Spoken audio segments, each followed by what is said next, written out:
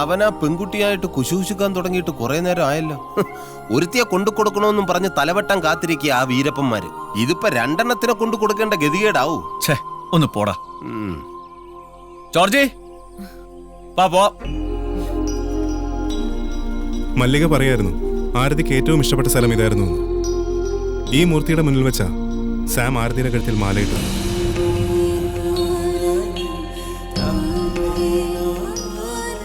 ഈ മാതാവിനെ കണ്ടിട്ടെങ്കിൽ അവന്റെ ഓർമ്മ തിരിച്ചിട്ടേ മതി. ഓ മാതാവല്ലടാ ദേവി.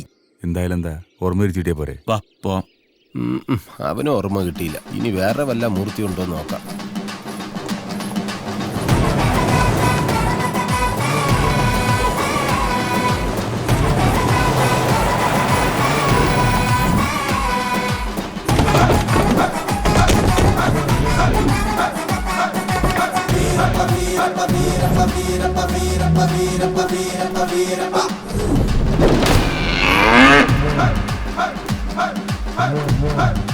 വാങ്ങടാ നില്ല്. ഇതേതാ ഈ പുതിയ അവതാരം? വീരപ്പ നായിഡു, ഇവിടുത്തെ ഗവർണർ.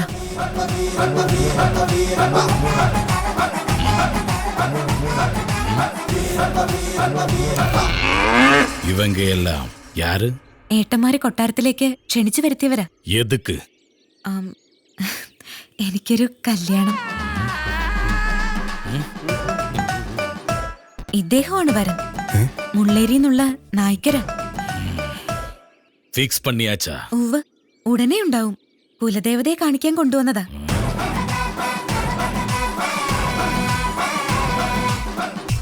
ഊരിലെ എല്ലാർക്കിട്ടെ சொல்லிட்டுதானே വந்த? എന്താ?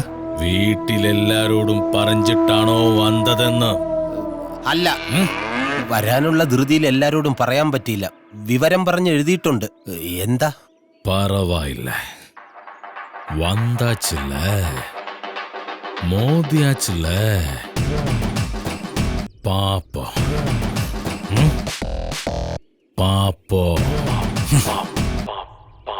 പാപ്പോ പാപ്പോ വാങ്ങടാ.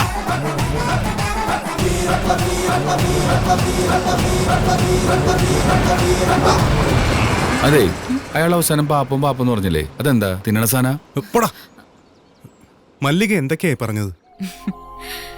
രക്ഷപ്പെടാൻ പറഞ്ഞതാ. കൊറേ കാലമായി എന്നെ മാത്രമേ കല്യാണം കഴിക്കൂന്നും പറഞ്ഞ് വാശി പിടിച്ച് നടക്കുക. ഇനിയിപ്പൊ കുറച്ചു നാളത്തേക്ക് ശല്യം ഉണ്ടാവില്ല. ഞാനൊന്ന് കിടുങ്ങിപ്പോയി. പക്ഷെ പേടിക്കണ്ട, അവള് വെറുതെ പറഞ്ഞതാ രക്ഷപ്പെടാൻ. അവള് വെറുതെ പറഞ്ഞാണെങ്കിലും ഞാനത് കാര്യമായിട്ടെടുത്തു. എന്താണെന്നറിയില്ല, അവളെ കണ്ടപ്പോ മുതൽ നെഞ്ചിനകത്തൊരു പെടപെടപ്പ്. മോനെ ടോണി, നീ അപ്പച്ചനെ വിളിച്ച് സെമിത്തേരിയിൽ 4 കുഴിയെടുക്കാൻ പറ. നീളം അധികം വേണ്ട, കാരണം തല ഉണ്ടാവില്ലല്ലോ.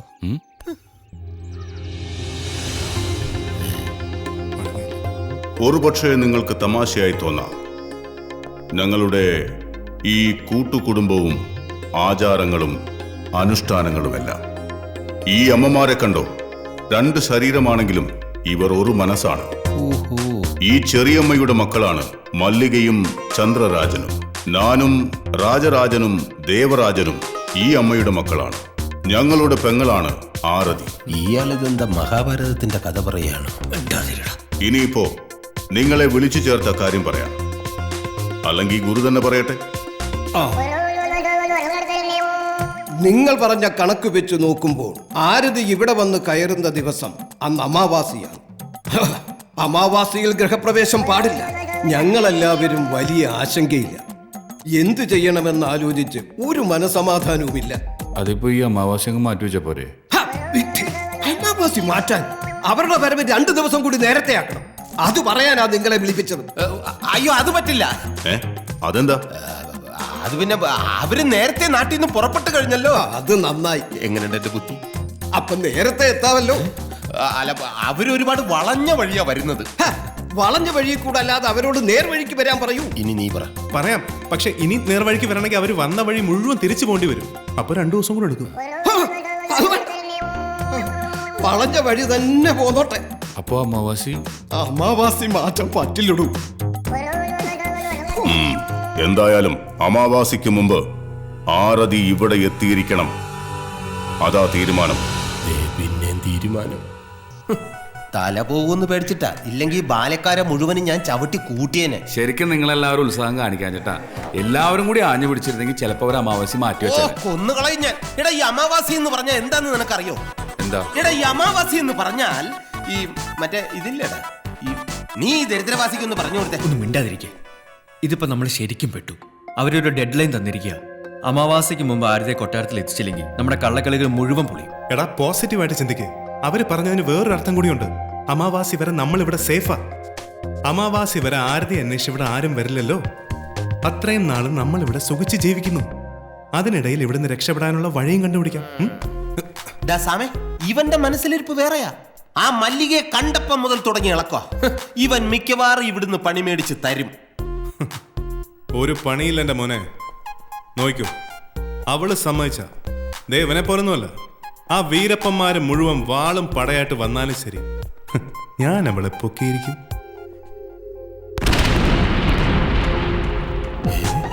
വേഗം രക്ഷപ്പെടാടാ. കൊട്ടാര ആരോ തീവച്ചെന്നാ തോന്നുന്നേ. ദേ ഇതൊക്കെ കത്തി തുടങ്ങി.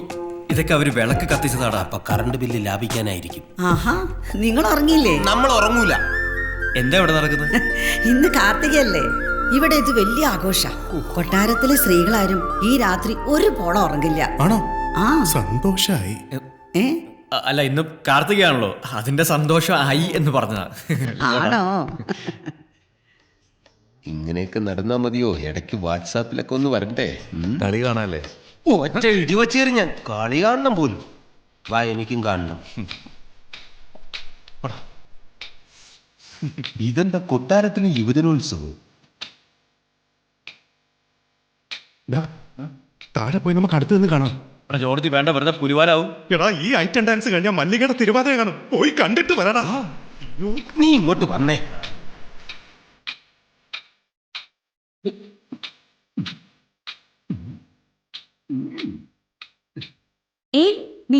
മോളിൽ നിന്ന് നോക്കിയപ്പോ താഴെ കോൽക്കളി.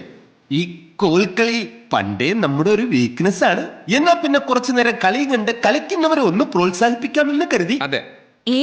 അത് പറ്റില്ല. ഇത് സ്ത്രീകൾക്ക് മാത്രമുള്ളതാ. പുരുഷന്മാര് കാണാൻ പാടില്ല. കണ്ടാ കണ്ണു കുത്തിയെടുക്കണം. അതാ വിശ്വാസം. എന്നാ പിന്നെ കാഴ്ച നഷ്ടപ്പെടുന്നതിന് മുമ്പ് പോയി കിടന്ന് ഉറങ്ങാല്ലേ? ആ, അതാ നല്ലത്.